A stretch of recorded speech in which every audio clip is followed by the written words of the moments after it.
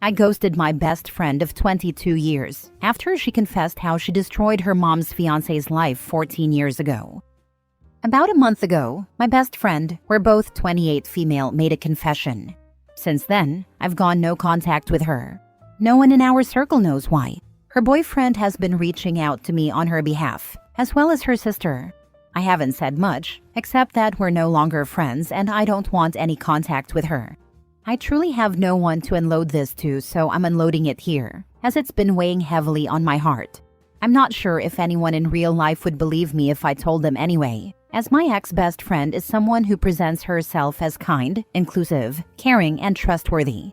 Up until she made her confession, that was how I viewed her as well. I'm going to refer to my ex-best friend as Leah moving forward. This happened when we were 14, over a decade ago. Her mom was engaged to a guy that Leah didn't like. He was strict, controlling, tried to parent her, etc. Then Leah accused him of touching her inappropriately. I don't remember all the details from back then. I just remember Leah being pulled out of school for the remainder of the year, and detectives talking to me about anything I had witnessed, as I had spent the night over on multiple occasions. From what I was told later, the whole thing went to trial, and the guy was found guilty of third-degree SA and sentenced to time in prison. Fast forward to last month, Leah and I had gotten together to do some holiday shopping. We hung out at my apartment afterward and had drinks. She seemed really down, which I had noticed throughout the day. I asked her about it a couple of times, and she kept saying it was nothing. After a few drinks and reminiscing about our childhood, she eventually confessed to me that 14 years ago, she had lied about her mom's fiancé doing things to her. She hated the guy because he was strict and controlling, gave her rules and enforced them, made her do chores, and basically tried to parent her when he wasn't her biological dad. She didn't want her mom marrying him and knew that the only way her mom would break up with him was if she accused him of doing something to her. When it came to trial, she was crying on the stand, and I guess it made her more believable to the jury than her mom's fiancé. Since then, Leah has been feeling extreme guilt over her actions. She's had recurring depression over the years, and she said it stems from this. No one else knows. Her therapist and her boyfriend believe that her depression is a result of her being SA'd as a minor. I don't know what to think. It happened so long ago. I tried to understand Leah and justify her actions because she was 14 at the time. Certainly, she didn't know the impact her actions would have made. But in the end, I felt sad and disgusted. She stole a man's freedom. She weaponized an experience that real victims go through. I just couldn't be friends with her anymore, so I ghosted her and didn't tell anyone why. Now all of our friends and family think I'm this big jerk. To be honest, I don't even really care. I'm grieving the loss of 22 years of friendship, as well as the life of a man who served time for a crime he didn't commit. Now for the top comments. That man didn't just serve time, she ruined his life. He will forever be known as a child predator. He is a felon for life. The right thing for her to do would be to clear that man's name. Not only did she crap on real victims and the horrific experiences they go through, she screwed that man's life forever. She knew exactly what she was doing when she was 14. She knows the difference between right and wrong. The fact that she let it go all the way to court to get this man convicted? She is an absolutely reprehensible human being, and the only way she could make this right is if she fessed up and got that man's felony expunged. But that would mean actually having to admit what she did to more than just you while she was drinking. Maybe you should tell her why you have decided not to be her friend anymore, and tell her the only way you would even consider being her friend again is if she made it right for that guy. That was part of our conversation the night she confessed. I told her she needed to step up and fix this. Telling just me wasn't going to clear that man's name. But she kept saying over and over, I can't, and that everyone would see her as a monster. In the end, she isn't going to tell anyone else. She made it pretty clear to me that confessing to me would be the first and only time she ever confesses. She knows in her heart why I have cut her off. Then it's on you now. First, call Leah. Tell her that you're not ending the friendship because of what she did, which is abhorrent. You're ending the friendship because she's a weak a-hole who keeps whining I can't, while a man rots behind bars. You're ending the friendship because she's more worried about her social standing than a man's freedom. That's not the kind of BS you want in your life. Tell her that if she has any self-respect or respect for anything other than her social world, she will come clean and set things right. Give her 24 hours. Then tell everyone you know what she said. Write out a statement, sign it, and have it notarized. Do it now while it's fresh in your mind. Write down everything she said that you can remember. Then find that guy and get in contact. Tell him that Leah confessed to everything and that you will testify in court if you have to. Tell him that wherever his lawyer is, you will send this signed statement, and that will be enough to reopen the case, since the only evidence that convicted him was her testimony. The man's name should be cleared, and she is a POS. Yes, if she's truly remorseful, she should dedicate every free moment to clearing his name, which honestly never fully happens. I worked with a woman whose brother-in-law was in prison for the same thing. When the stepdaughter's guilt got the best of her, she and her mom began trying to get him out of prison. Even though the young woman admitted she lied, the last I knew, the guy was still in prison. Tragic. Losing your freedom, income, reputation. So much. Next story. Update. I am petty and won't help a friend make up with a group. Original post. I have an ex, Michael, long story, but it's in my bio. And he would basically make me sick, literally using my food allergy to get back at me whenever he got upset with me. He was abusive. I can see and say that now. It was a horrible time, honestly, and I can't hate him enough. About a year ago, he was non-stop stalking me. I had to harass the police, turn on my phone camera to record myself coming and going everywhere, and keep friends on alert too. My head was on a freaking swivel. We put together hours of footage, and I found a lawyer willing to take my case. With his help, I finally got a restraining order. I moved in with some girls I knew through friends who needed a roommate, and sold almost everything I owned to afford the move so quickly. Now he isn't allowed to be near me, but I still find myself feeling cagey in public. I've started going out with my roommates and friends more, and I'm just a hard person to meet up with at the bar. I only eat food made by people I trust or from restaurants. If I don't trust you, I'm not eating it. I might pretend to nibble, but I won't actually eat it. I carry granola bars and pistachios in my bag just in case. It makes me feel isolated and sad, but I can have panic attacks if I try to push too far out of my comfort zone. I feel like the wet blanket of my friend group and feel bad every time I decline an invite. Well, New Year's Eve happened, and we all went to a friend's place for dinner. It was a potluck, so I made a couple of dishes I could eat, and I knew I could eat the food my 3 roommates made because I do trust them. I didn't eat anything outside of this. This isn't new to most people, but it did become a topic of conversation when someone in the group we'll call Tammy started to make comments. I tried to change the subject, as did my roommates and other friends, but she flat out asked, "What's your damage anyway?" and left. I started to tear up, and she waved it off like, "Oh, don't be sensitive. I'm just joking," or whatever. So I just broke down crying. She sort of panicked and said, "Oh crap, are you seriously crying? Damn girl, okay." And I got so angry. So I told her that I have an ex who fed me food I was allergic to and would put stuff in my food as a form of control, that I'm in therapy but have deep PTSD, that it's hard for me to go out to dinners, and this was one of the first times I tried because it was a potluck, and I knew I could hang out for the New Year's celebration, that my roommates and I were excited because I could try to do something normal after the abuse I suffered, and that now I felt like I should just leave. Tammy got really quiet and just went to another room. My roommates managed to mostly distract me, and we did have some fun. We did the countdown, and I even had a few drinks and loosened up a bit. I thought that was it, but Tammy apologized via text. She then requested that I tell everyone that she apologized and that we're good now, so she could stop being iced out of the group. I asked my roommates, and they shared that after Tammy left the room, most of the people there, aside from her husband, were cold to her and avoided her. She felt so out of place that they left before the countdown. And now a bunch of the friend groups there have stopped inviting her out or have outright canceled plans with her. Tammy was practically begging me to tell everyone that we're all good now, and I won't be doing that. She did apologize, and I accept that apology, but I won't lie and say we're good. I dealt with a lot of isolation after I left my home church and went agnostic, so I know how hurtful and damaging it can be, but I can't lie and say we're good. Even if she was drunk, What she did and said deeply hurt me and made me not want to try to go out again after almost a year of therapy to get me past this.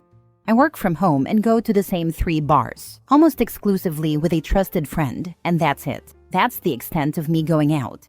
I have a vision board where I'm working myself up to taking a vacation out of town by this time next year, and I feel like that party was a step forward. But she put me 3 steps back. So heck, it might be mean, but screw her. It's not my fault or my problem that people saw an issue in the way she treated me. Oh, and her excuses were that she was drunk and that she's been upset ever since we met 6 months ago at the housewarming and I didn't eat her food. She said she tried to find out what foods I like, but I didn't eat that at the next gathering, and so on and so on. And for some goddamn reason, it became her life mission to have me eat her food. Why? Because she's cooked since she was a child, and everyone loves her food. She caters for events. So, how dare I not eat her food? Call me bitter, I don't care. Maybe she'll learn next time to mind her business. I'm not too worried. I did tell my friends I feel bad that she's being iced out, but not enough to lie, which is partially true. I feel for her a bit, but just a bit. I hope she's having the day she deserves. Now for the comments before reading the update. Info. So she's asked before why you don't eat her food? What did you tell her? I'm assuming not the whole story about your ex. He sounds like a tool, by the way. In the past, when we were newer to each other, I just said that my criteria was too specific to explain in a short amount of time. She's cornered me before, and once it stressed me out so much that I asked her to leave it alone because it's a sore topic, but she kept pressing, and I cried. She got my roommate and he took me home. She never apologized for that or even inquired if I was okay, which I didn't care that much about back then. But when she asked what foods I like, I explicitly said I was uncomfortable and asked her not to make me anything. At the next party, she sought me out to say she made something just for me and got upset when I didn't eat it. I'm just done with her pushiness. Just leave me alone. I used to think we could be friends, but now I just plan to ignore her if I can and be basically polite if I need to interact with her. I was just looking at your post history. And wow, I'm so sorry for what your ex did to you. And yeah, screw Tammy. She had a million chances to pull back, but she kept going. And when you cried, she didn't even apologize. She saw you tearing up and kept going. What a bully. Anyone who has to say it's just a joke to defend themselves from how they affect others pisses me off. And her reaction when she saw OP was upset and crying is really telling. If I saw I'd upset someone that much, I'd apologize straight away. Tammy only apologized after she got iced out by everyone else. That's what makes me mad. I don't like being singled out. I was literally just minding my business. She never cares if it's upsetting, and it's been months of this type of behavior. This is the first apology, but of course it's because something affects her now. I don't think you're being petty, OP. You're saying straight up that you accept her apology, but that doesn't mean you are friends anymore, and you won't lie about that. Exactly. If asked, I won't lie. She said she was sorry and I accepted, but I don't want any further contact with her. Now for the update. A few people asked for an update, and honestly, I wasn't sure there would be one because this all feels so boring, but here we are. I chose to stick with my plan and have no regrets. I did tell her I accepted her apology, but I wasn't going to say we're good because we're not. She's not a safe person for me, and more importantly, her actions have caused me to see her as unsafe. Whatever. All that means is I don't want to hang out with her. I'll be cordial when I see her, but we are not friends. No biggie. Not a requirement. Low stakes, right? Well, I was overwhelmed by texts and people asking what happened, so I chose to be neutral and just send a screenshot of her texts to me. Her apology. That way, people could make their own choices, and I felt I was being transparent and not trying to steer anyone's opinions. This past Monday, there was a group gathering. I went because it was the surprise portion of a birthday celebration for a friend, and I didn't want to miss that. I didn't outright promise to be there, but I know it meant a lot to my friend if I could make it. It was at a restaurant, which was a last-minute change that wiped out most of my excuses and made me feel more okay about going. I figured I could stay for a bit, give my gift, and leave early if needed. I met up with my roomies ahead of time, and we spent time together before everyone else arrived, which was special in and of itself. Tammy was there. She and her husband Wyatt were among the first to arrive. She brought cookies. Most people politely took one. My roommates all declined, which immediately made the vibe weird. You could visibly see Tammy get upset. When she got to me, she looked at me, said in a snippy tone, "Of course not," and moved on to the next table without waiting for a response. That started some tension with my roommates, who were clearly annoyed on my behalf, but I asked them to please calm down and not make a scene. This wasn't the time or place, and I really didn't care enough for all the drama. They did keep calmish, but they also stuck close to me the entire party, which I appreciated more than I can say. I managed to stay for most of the party and got to talk to new and old friends. It was one of the most normal nights I've had in a very long time. When the birthday boy Jake opened my gift, part of it included food, a dish he's loved for years, and had specifically asked me to make for his birthday. He was genuinely excited and thanked me a bunch, which was sweet. But it was also the moment when Tammy suddenly made this sound. It was almost like a gasp. We looked at her, and she looked like she was about to cry, then rushed to the bathroom. Her husband Wyatt followed her, and they left pretty quickly after that. Later that night, in the group chat, Tammy apologized again, but this time it was more about how hard it is for her to feel unappreciated for her cooking and baking, because it's her love language and she's not near her family. She talked about how cooking is how she shows love, how she learned from her Omi and grew up with German cuisine and diverse recipes, and how painful it is when that isn't received the way she intends. She said she does this to share joy and connect with people, and since Wyatt is the friend and she's just his +1, it's very important to her to connect with all of us, and this makes her feel crappy. There was more, but I muted the chat and didn't look at it again until today after work. When I checked about 30 minutes ago, I saw that while she never mentioned me by name, she framed the situation as being shamed for loving people through food and holding our opinions of her food in high regard. A few people responded that it wasn't about her cooking, and someone did bring up what she said to me at the New Year's Eve party. She replied that she had already apologized, and then someone else posted a screenshot of her text and explained why it wasn't really an apology. At that point, she tagged me directly and said something like, "Okay then, sorry, OP, I'm sorry," and immediately followed it with how she feels like she's walking on eggshells and needs space, so she won't be accompanying Wyatt to events for a while unless it's a birthday. The next birthday coming up is one of my roommates. My roommate replied snarkily, "That's okay, you don't have to come for that," smiley face, and a few people laugh reacted to it. I noticed Tammy's icon drop down, so she definitely read it. She just hasn't responded. At this point, I'm honestly exhausted. I didn't want a public reckoning or to turn a group chat into a courtroom. I just wanted to exist in a shared space without my boundaries being treated like a suggestion, rather than respected space. I'm still keeping my distance and leaning on the people who make me feel safe, like my roomies and Jake. I had my therapy appointment, and I feel good about letting this go and moving past it. I'm less angry and more indifferent. I don't know where this all lands, but I'm trying very hard not to take on responsibility for emotions that aren't mine to manage.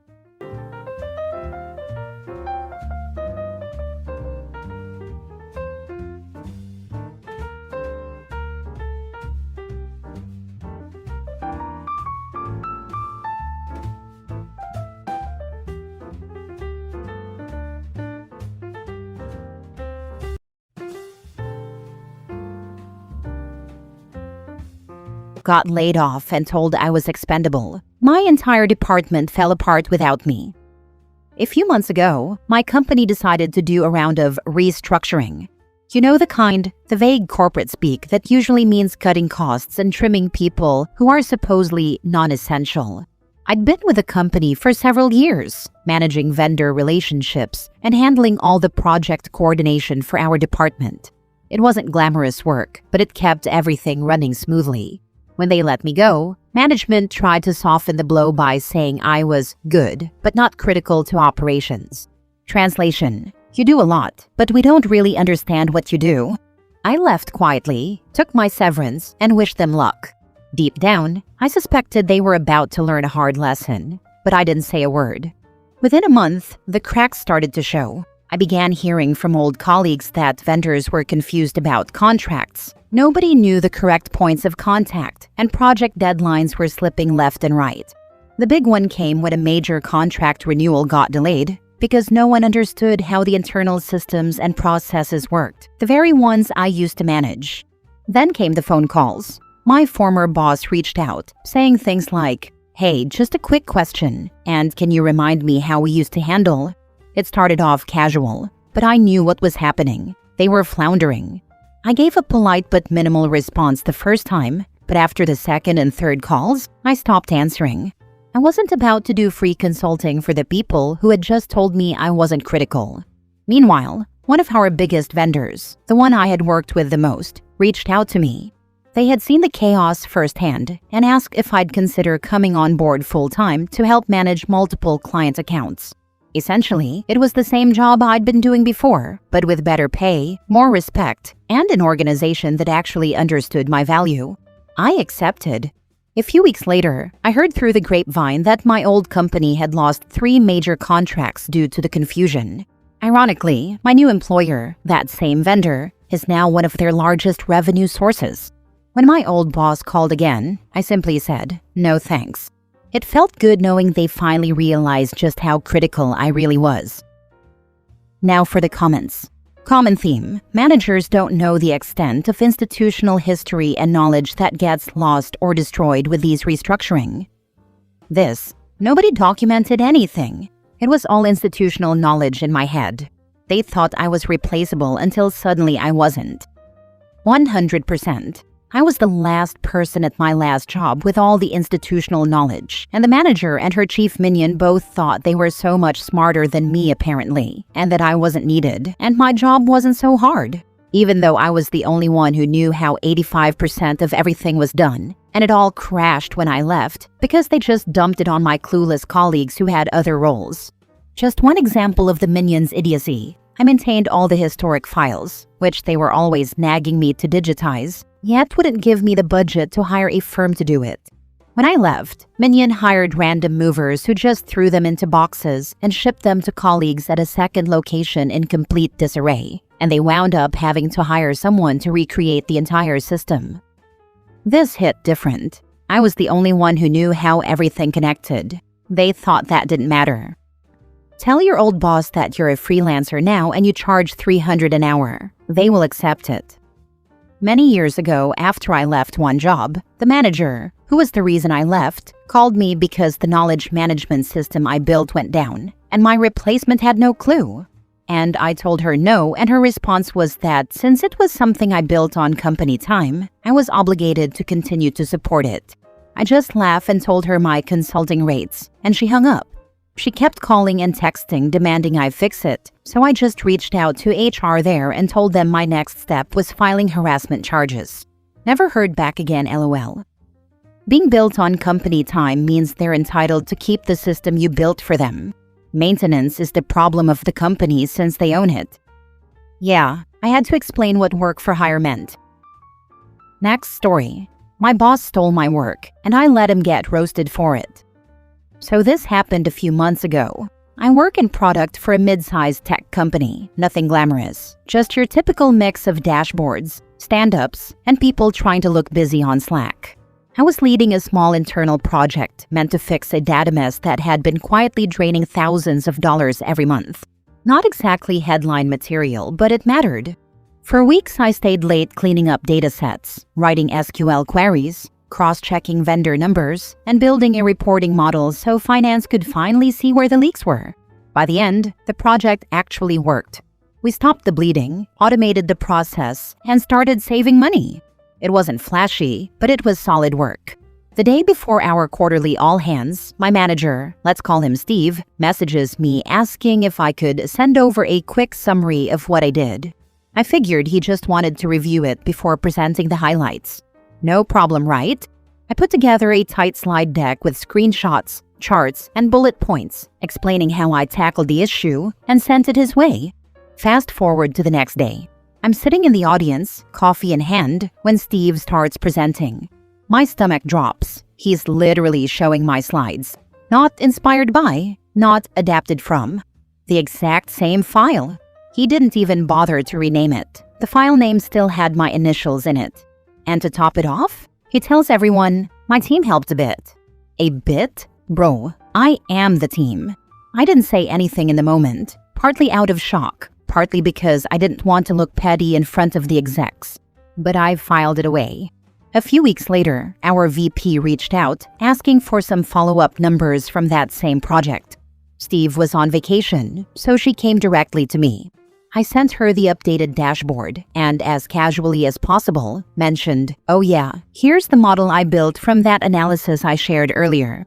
She paused and said, wait, you built that? You could almost hear the gears turning. Long story short, she wasn't thrilled when she realized Steve had taken all the credit.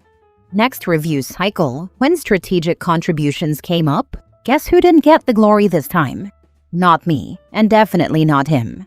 Lesson learned, document everything, keep your receipts, and let management types like Steve hang themselves with their own PowerPoint. Everything I build, even code, I hide my name somewhere. Heck, I even have a disclaimer within everything I've built and done, even if it's hidden. That way, when someone says something, I can point out the proof of it. I'm not a dev or software engineer, but I make sure it's my work, my code, if I made something. Haha, that's actually smart. Kinda like digitally watermarking your own stuff. I wish I did that too, to be honest. My boss straight up lifted my doc, changed the title slide, and called it his new framework. Next time I'm sneaking my name somewhere subtle to LOL.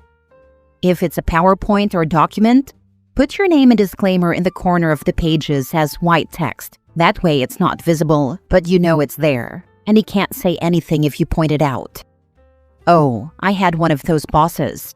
She left her questions in the comments on the slides and forgot to delete or hide them when presenting. Lol, that's hilarious. I swear some of them don't even try to hide it.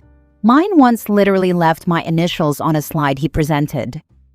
As a manager, I make sure everyone's contribution is fully recognized. Though as a manager, he has the right to say his team built it, but it's poor form if he made out that he did it himself. Yeah, totally get that. I wouldn't have minded if he'd just said our team built it, but man straight up took credit like he'd been up all night doing it himself. Next story, they preached we're a family until someone actually needed help. For 3 years, every company meeting ended the same way. Remember, we're not just co-workers, we're family here. The CEO loved that line and pushed the family culture hard. Company picnics, birthday celebrations, the whole routine. Then my co-worker's house burned down. She lost everything. She had insurance, but it takes time to process, and she needed immediate help with temporary housing and basic necessities. She'd been with the company for 8 years, a stellar employee who never missed deadlines. She asked if the company could advance her next paycheck or provide a short-term loan. Not a handout, literally just her own money a week early. HR said it was against policy. The CEO, who talked endlessly about family, wouldn't even take a meeting. Some of us pooled money to help her out. We raised about $3,000 between 12 people. When the CEO heard about it, he sent a company-wide email praising our generous spirit and family values. He didn't contribute a dollar himself. 2 months later, the same CEO sent out an email about how we needed to go above and beyond during a busy period. He said, family steps up when it matters, and expected everyone to work weekends without overtime pay because that's what family does. The same co-worker who lost everything declined. She said she had plans, politely but firmly. She got written up for not being a team player and lacking commitment to company culture. She quit a week later. 3 others followed. In the exit interviews, all 4 mentioned the family hypocrisy. Management's takeaway? They needed to screen better for cultural fit during hiring. They're still using the family line in meetings, though. Funny how that works. Family is always code for we expect loyalty from you, but don't expect it back. The second they asked her to work weekends for free, after refusing to help when her house burned down, that told you everything. Good for her and the others for getting out. That's true. Sometimes you find a rare gem of a boss. I worked for a guy who preached the family culture nonsense, but actually backed it up. We had an employee whose house burned down, and he lost his dogs in the fire. Not only did he advance his pay, but he gave him $5,000 and kept him on payroll for 2 months while he didn't work. It's always the small businesses that are struggling where the boss is still human. Family only matters when they need something from you.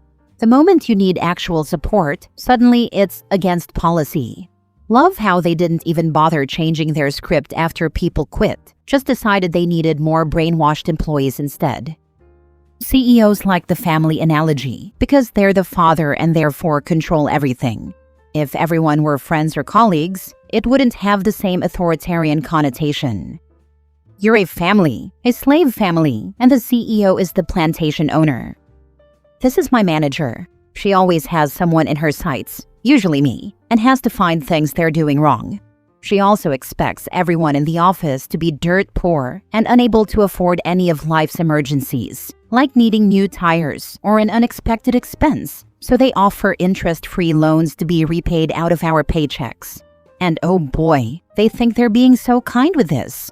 How about paying people more so they can actually afford to live? It was incredibly telling when our paychecks weren't properly deposited due to a glitch at the bank. We're usually paid Friday, but by Tuesday, still hadn't gotten paid. The owner bought us lunch and then was on the phone yelling at the bank, "I had to buy my employees lunch due to your error. They can't even afford to eat because they haven't been paid yet." And that told me all I needed to know about how they view us. There are a few of us with spouses who have very good jobs, and this pisses my manager off to no end. She seethes with jealousy and can barely hide it. About a year ago, she sent out a series of hateful emails saying we'd better shape up or go part-time and lose some of the benefits we might be enjoying, such as health insurance. So those of us with spouses who have better insurance said, "Fine, we'll go part-time." It blew up in her face, and all the quality employees ended up quitting. What's weird is that she's now surrounded by completely incompetent and lazy people, and it's like she prefers it that way. Last story. Told my manager I won't be everyone's tech support after hours. I work as a data analyst in a mid-sized company. Hybrid. My job is dashboards, tickets, the usual, not help desk. Since I'm fast with scripts, people ask me things now and then, which is fine.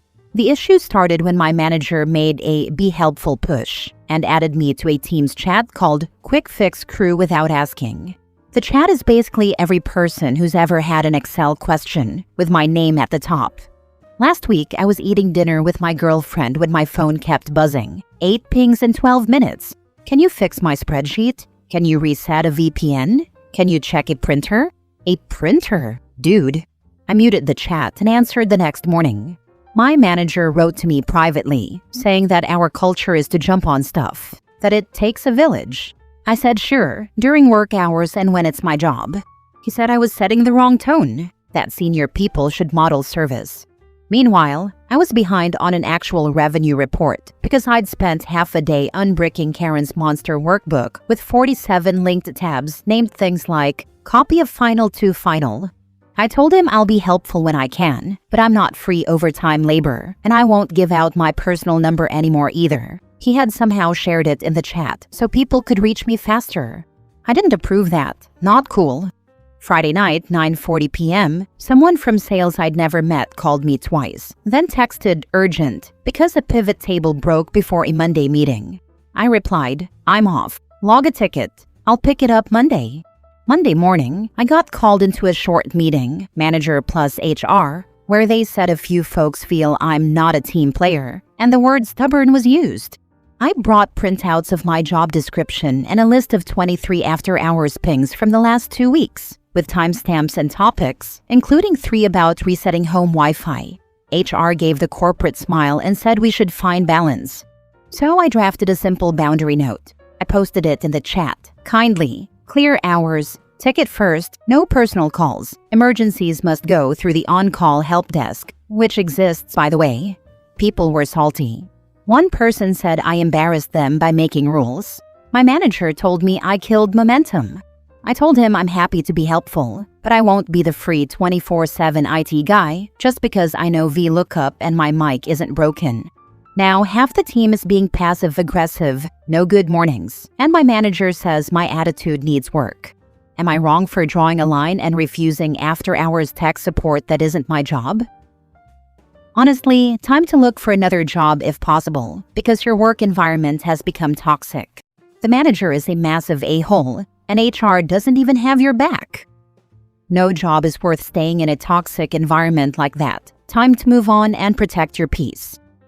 You need to make a call to your state labor board. They would love to hear this story. Unpaid work after hours is the kind of thing that makes them happy to file complaints and send companies notices about how they are violating labor laws and how much that will cost them. Beware, you may need a new job, but you'll go out with a bang. Even for salaried workers? In a lot of instances, yes, if the after-hours requirements are outside the scope of the original job. If I'm a salaried programmer, it would be unreasonable to be asked to stay late and clean up the sales office. I managed an IT team, help desk included, that thought doing favors for friends was part of the job. Walk-ins, no tickets, troubleshooting Excel for finance people, etc. This was a policy started by the prior manager. The team also said they needed more people. When I finally got them to stop the favors and record their work through tickets, status reports, etc., I finally had the metrics to show we were understaffed, according to all industry benchmarks.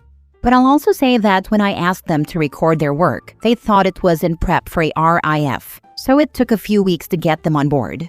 Being a team player is never rewarded, except for the person who takes credit for lowering expenses. In a perfect world, you shouldn't have to work after hours, but right or wrong, alienating folks isn't good in the long term. Dust off your resume and find a job closer to your expectations. Meanwhile, pick the hill you're willing to see your position die on. I agree, OP should be looking for a new job, but they're the one being alienated here, not their coworkers. In general, if your job is putting this much unpaid work on your desk, it's a good time to start job hunting for a much more reasonable position.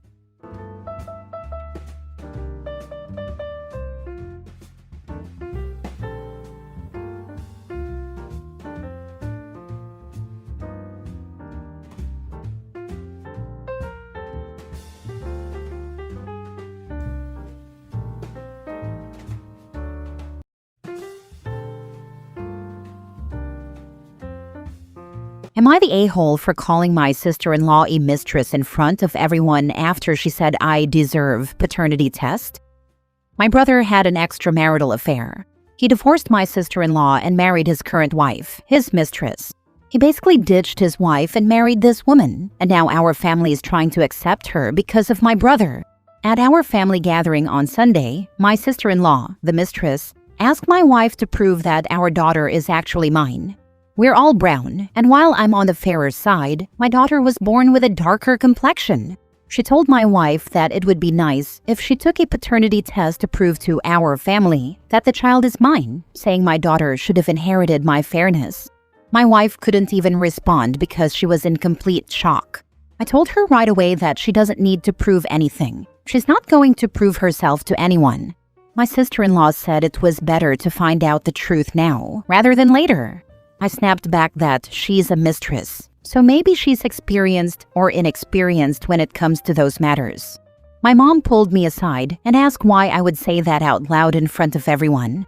I raised my voice and said, a second-rate mistress is questioning my wife about paternity when she shouldn't even be having affairs with married men.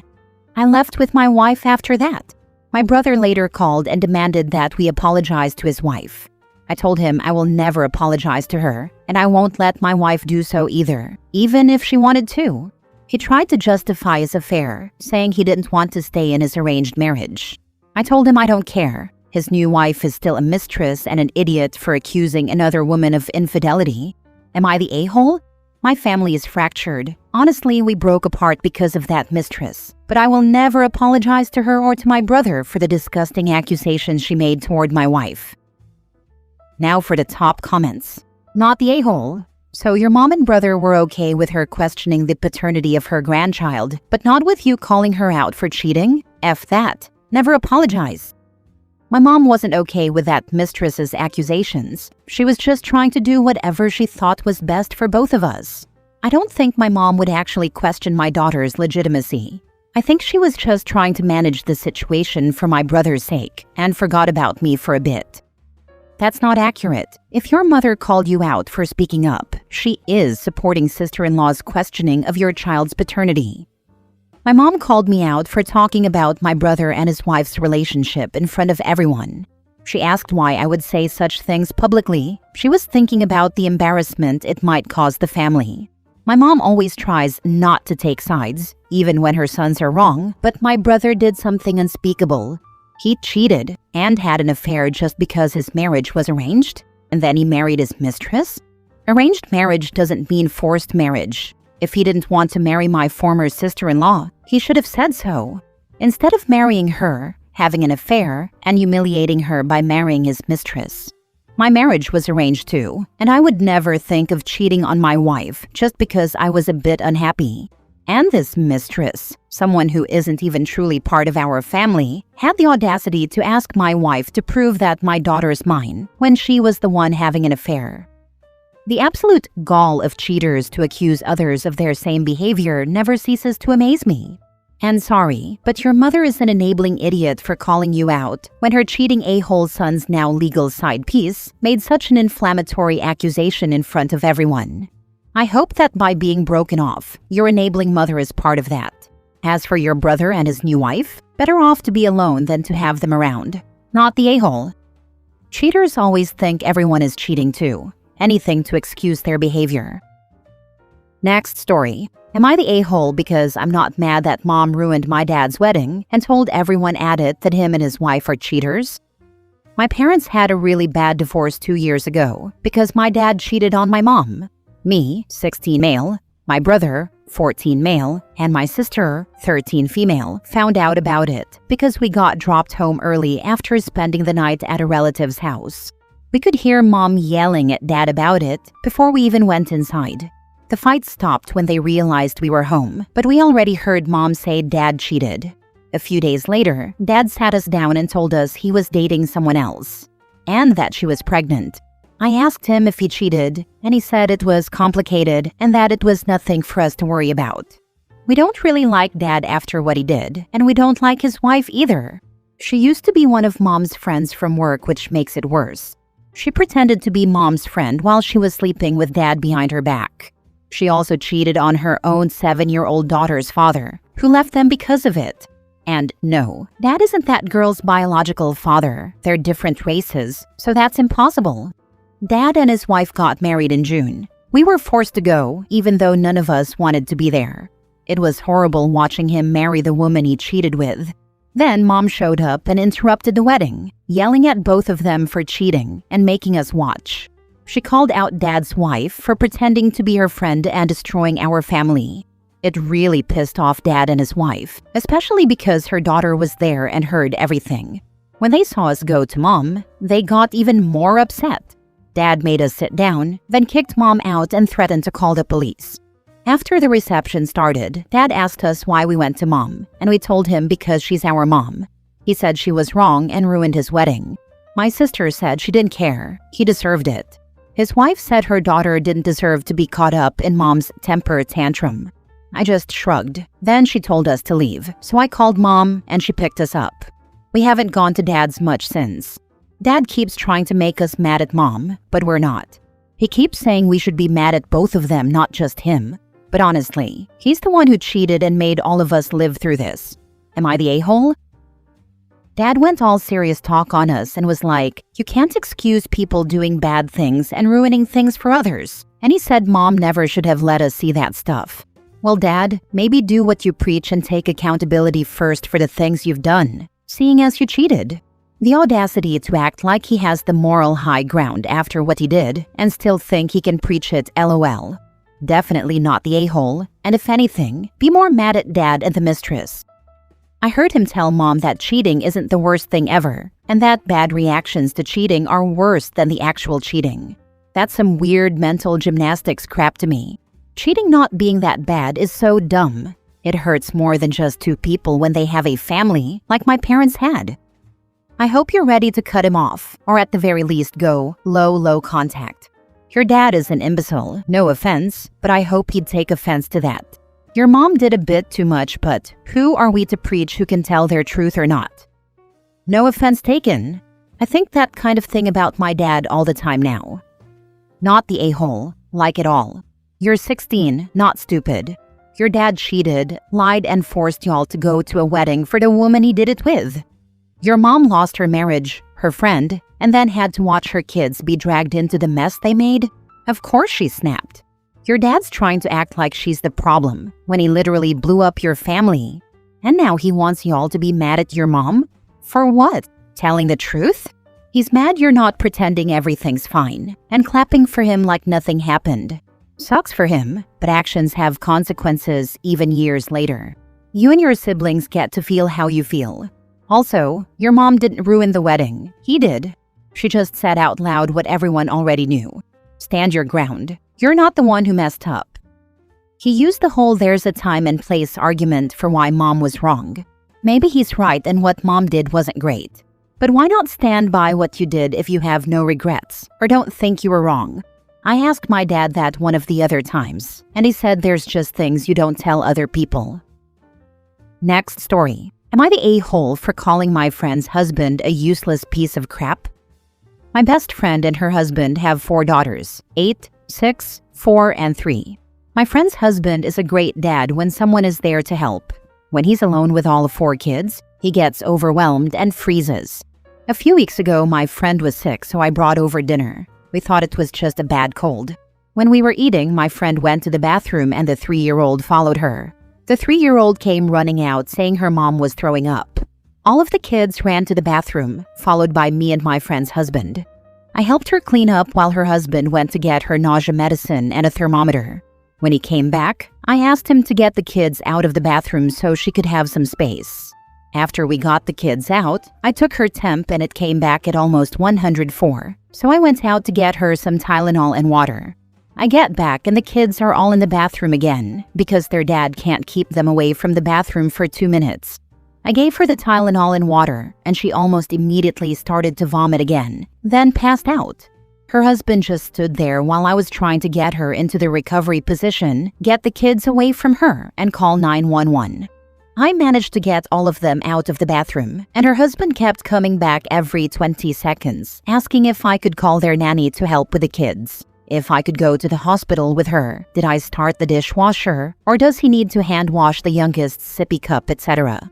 When my friend regained consciousness, he even started asking her how to do bedtime for the little ones. Did she wash their pajamas yet? Did they get screen time that day? Or can he put on a movie?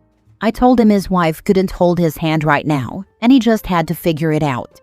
He told me he's not usually the one that deals with this, and he's trying his best, then goes back to asking what stories the kids like, what setting does he put the sound machine on, and how they like their milk. I just snapped and told him to figure it out on his own and called him a useless piece of crap. It's been nearly a month, and he still acts all pissy when I stop by the house. My friend says he'll get over it, but my boyfriend thinks I was unnecessarily rude and he was trying his best. Am I the a-hole for calling him a useless piece of crap when he couldn't handle his own kids while his wife was experiencing a medical emergency? Not the a-hole. Wife unconscious. He's asking about bedtime stories and sippy cups? Sometimes harsh truth is needed. Not the a-hole. He froze in an actual emergency. Bedtime routines can wait when someone's passing out. He didn't freeze. Pretty sure he's never had to be a parent before. I'm 100% certain he'd call himself a great dad without ever having looked after the children, without relying on his partner to do most of the mental, emotional, and physical work. Honestly, I think you were too kind. Would he have even called 911 if you weren't there? Or just shaken her awake to ask her why she was slacking off? This dude is not a good dad. He's cosplaying while his wife works herself to serious illness. I bet she hasn't been given any help to recover either. I would be making it my life mission to make this dude miserable and get my friend ready for a divorce. She's already a single mom. Removing him would be a net drop in care work because she has to parent him as well. She spent 3 days in the hospital, and her dad stayed at the house for a week to help out. And I stopped by whenever I could to check on things so she was able to recover in peace for the most part. She should divorce the husband and use the child support to have the nanny move in. Her dad wasn't in her life growing up, so she stays with him so her kids have a dad, or so she has a family.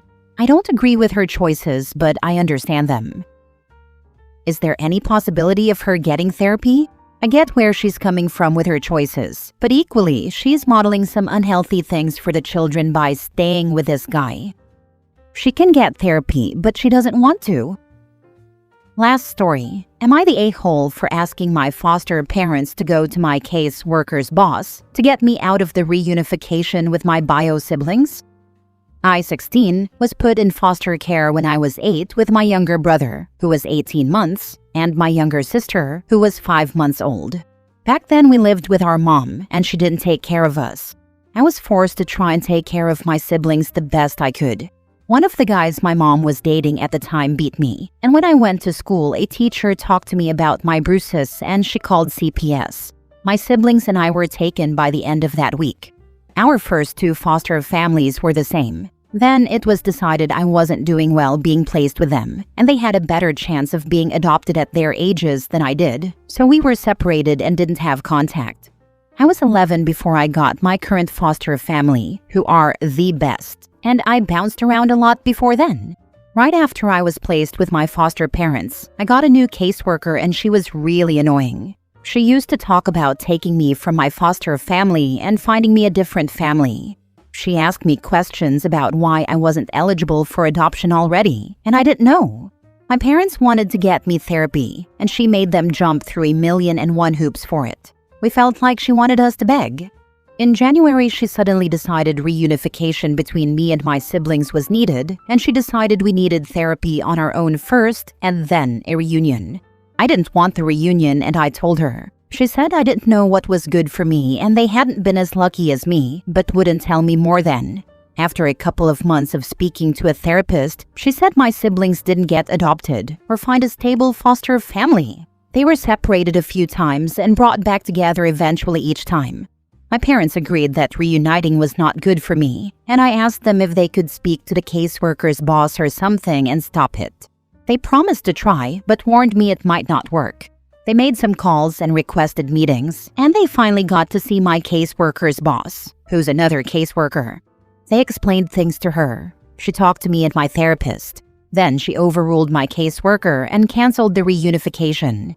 Ever since that was official, my caseworker has been really pissy when I see her, and she asked why we had such an issue with a family reunion.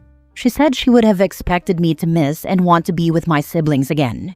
My parents told her it wasn't something that should be forced on me if I'm not ready. So things are tense, and I can tell she's pretty angry.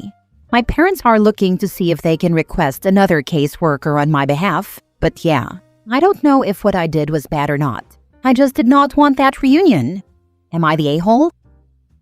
Not the a-hole. Just because this person is in a position where they have an authoritative voice over you does not mean you do not have the right to ask for a new one or to go around them.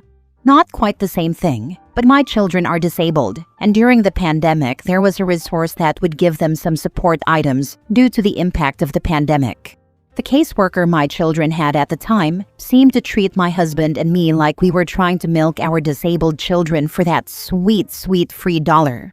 Added hoops to try to access the resources, when the point of the resources was that you didn't need the regular hoops due to the pandemic. Think like a note from an occupational therapist or developmental pediatrician, which I did have, and told us that, because of the delay, my children wouldn't get the resources.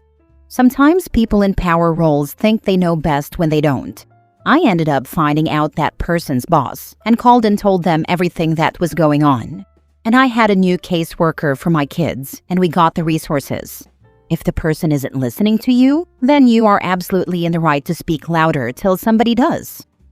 I'm really sorry you guys had to fight so hard for the stuff your disabled kids need. I had some foster siblings over the years who were disabled, and they were treated even worse than my caseworker treats me. The way it looked was getting what would make the kids' lives better was seen as people trying to milk the system that's meant to help with that. Glad it all worked out in the end. It makes me think a new caseworker could really help us too. Not the a-hole. Your caseworker is acting like a pus-infected flaming a-hole though. She is not doing what's best for you. That is her job. First, trying to replace you to a new home where you are doing well is uncalled for. How are you supposed to know about eligibility for adoption as well? She obviously isn't good at her job. Trying to force reunification when not only do you not want it right now, or maybe ever, isn't right. You are only a few years out from being more independent. Why rock a stable boat? She definitely needs to be replaced. I wonder if they did an official review of how many mistakes she has probably made on all the cases she's handled. Just stay focused on trying to see your therapist and work through the issues you have. You did a thoughtful thing separating from your younger siblings, who are 7 years younger, in the hopes they'd find a better home together. Best of luck. I hope everything in your future is brighter. My parents said she might like to use threats, moving me, to get what she wants or to make people do as she says. I don't know if that's what she did, but she never made it easy for me to trust her, let alone like her. My last caseworker was way nicer and never forced this stuff on me. She never would have made it hard to get to therapy.